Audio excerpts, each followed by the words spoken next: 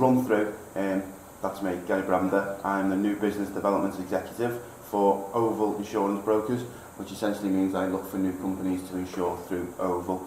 So I'm constantly speaking to companies about insurance, the pitfalls of insurance, what they should be buying, what they shouldn't be buying, and the benefits of Oval and the benefits of a proper insurance broker doing a real job for their clients. So objectives today, discuss and inform you of the current issues affecting the insurance market for multi-tenure homes with particular reference to the policy coverages, essential covers, potential pitfalls, risks to yourselves, ensuring that you're getting value for money, which is obviously top of most people's lists, and answering any questions. But like I said, as we go through, please feel free to ask. So policy coverage. An insurance policy is a legal agreement. The policy schedule and the wording forms a contract between the policyholder and the insurer. It's important that the wording of the policy is understood by the policyholders, as this will determine whether claims are paid or not paid. It's not an open-ended checkbook, and it doesn't pay for anything that goes wrong. It's about unforeseen events being covered. Unforeseen events which are lost by an insured peril. So the three main perils for insurance is fire, theft and flood. So if a loss occurs via fire, theft and flood, ordinarily the main policies would cover any loss. In addition to that, you've got accidental damage cover, which can be added to policies, and something we'll speak about a little bit further. All policies have exclusions, warranties and conditions which must be adhered to. Not complying can lead to claims not being paid and the possibility that cover be withdrawn. When taking out a policy, there's usually a declaration form to be signed, previous claims, convictions, and a number of other points. It needs to be fully read and understood to make sure that at the time of a claim, if insurers refer to that, there's a possibility that that's how they get out of paying claims. Ultimately, you've got a probably 80-page policy wording which the insurers expect you to read through. In reality, you don't. You look at the key points and then hope that it's going to be covered when a claim arises. Again, that comes back to having a broker who is your competent person, for want of a better word, who's going to deal with it on your behalf. The main heads of cover for a property owner's property management type policy is obviously your buildings, the contents, which will be usually communal areas for the block of flats, your public liability, employees liability, which is a compulsory insurance, and then there's some additional policies which I'll speak about a bit further, directors and officers, and the statutory inspection, which again is compulsory by law. So moving on to the building side, ensuring accidental damage is taken. Obviously that's the biggest cost for your insurance, is the building. So making sure you've got accidental damage to the building so it covers more than fire, theft, flood. You're going to have possibly lots of people coming into the building, walking around. If damage is done to the building, then you need to make sure that it's fully covered. Trace and access extension is in place. This is something for your water damage claims. If there's a leak in the premises and you can't find the leak, someone has to knock a wall down. That wall may not be covered. The leak itself and the repair to the pipe may not be covered. The resultant damage may be covered, but finding that actual damage may not be covered. So making sure you've got trace and access cover on the policy is essential, really. Like I said, costs can run into thousands. Finding, you might knock a wall down and find that that's not where the leak's from, and that's not covered under the policy. So trace and access needs to be in place. Landscaping. People tend to think, well, the build and rebuild is this. You might have a lot of garden areas. If there was a fire, a theft, a fire or a flood, and landscaping was damaged, easily a couple of £1,000 to put something right, and if it's not taken into account, then it might not be covered under the policy. Alternative accommodation. Is this at the right level? On your buildings policy, there'll be an alternative accommodation cost. Usually 10 or 15% of the building sum's insured. Now, if you're a premises which has got 400 odd flats in it, or 400 individual premises, then them whole 400 people may need to be rehoused. Is 15% of the total sums insured enough? Usually not. Usually you can increase them limits to make sure that it would be adequate. Unfortunately, as a broker, we always have to talk worst case scenario, and worst case scenario for an alternative accommodation is the place being burnt down and no one being able to live there. The likelihood is that is very, very, very rare, but the point of your insurance is to cover you for every eventuality, so it's something that needs to be looked at. AD for fixed glass.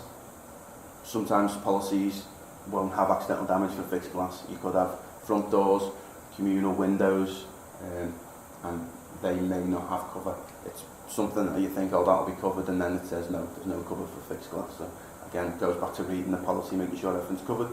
Subsidence would seem pretty straightforward, but you need to make sure the substance is covered.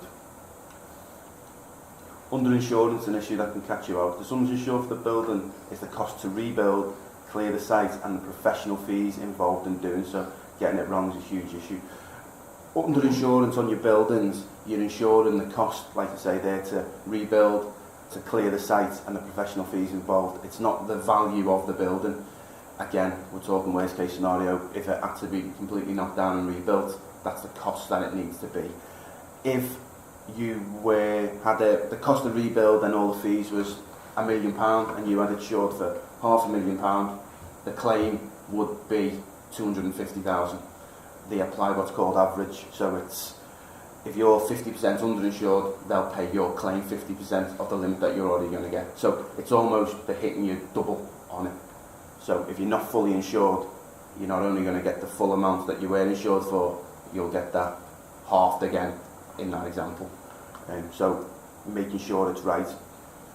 An insurance broker won't always tell you what it should be. It may be a case you have to get an independent company to come in and value the property, and then that valued property will be used moving forward if there was a claim. It also gives you a bit of reassurance that if that figure is wrong, you've then got a legal document from a valuation company which says this is right, and then you've possibly got a claim against them. So it's kind of doubly to make sure that that's right. Contents, again, here in the main for yourselves will probably be the communal areas. Making sure you have extended theft option.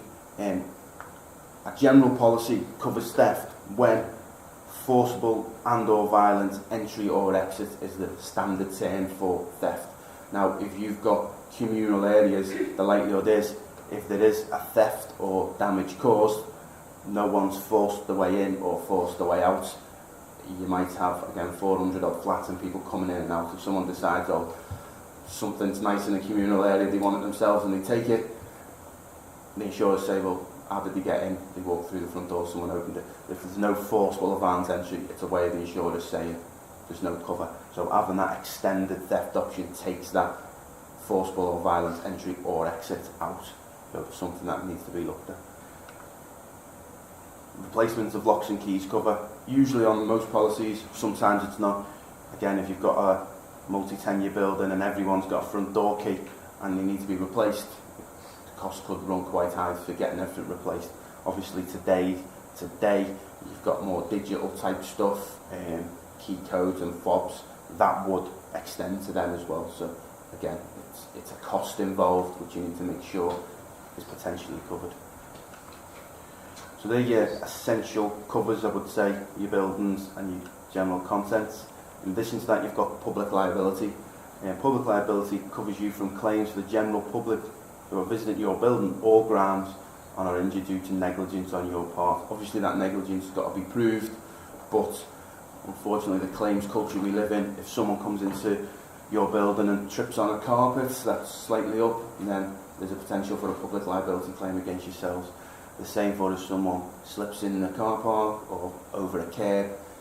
Ultimately, if you're responsible for them, you've got a duty of care to make sure that the areas are safe. So it's not a compulsory cover, but something that can run into thousands for costs. In addition to that, there's employees' liability. this is a legal requirement, and it's a bit strange that you would think you had employees, but employees by the law extends quite high. So if you've got casual staff, you might employ your own security guard, gardeners. If you're employing them, then they could be classed as your, or they will be classed as your employees. Volunteers, if someone who lives in the flat says, oh, I'll do the garden, puts a pitchfork through the foot, they could claim through the EL policy, the employee's liability. It's happened in the past, and it will happen again. Small tradesmen, you might say, oh, someone's brother-in-law's a window cleaner, he'll come and do the windows. Okay, great, he's coming to do the windows, he falls off and dies. There's a potential that they could claim through yourselves. You need to check that small tradesmen have got their own public and employees' liability. Right, let's just come to mind a window cleaner. A window cleaner comes around, does a certain number of apartments in our block. Yeah. But it's an agreement between the individuals. It's not something the directors have asked them. Right. It's just something, is that under there or? Look, the individual flats have come for their windows individually. Yeah. He's come around and knocked on doors as window cleaners do. Yeah, said, oh, please do some have done it and some have not. And some have not. It would be difficult to pin it back to the management company. Ultimately, the care of the windows might be for the individual flat owners, but the actual windows themselves would cover under the buildings.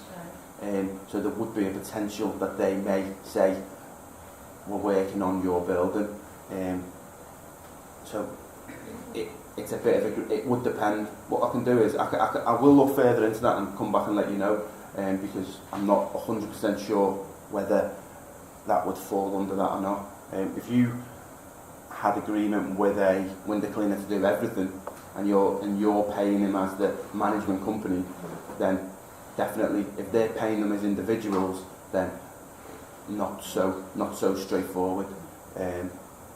But something that I will get your details and come back to you and let you know.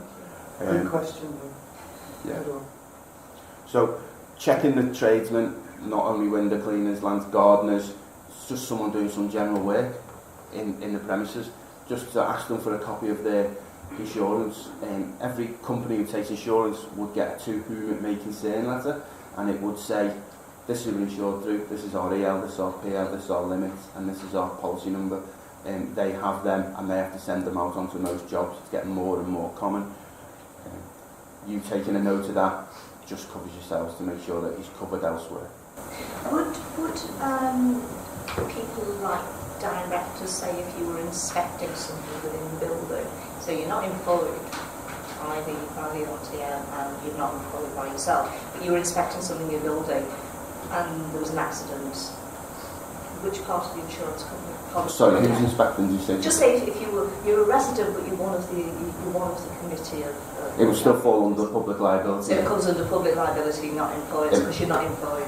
No. But it would still be covered because providing public liability was that. Yeah, because you could argue that every individual owner or resident is part of the residents committee at some level, whether the chairman or they just pay the £100 a month. So it would class as public liability rather than employees' liability. The employees is more of someone who you're bringing in externally. So really it's a bit loose to say general public, it's actually people who live there as well. As well as, yeah.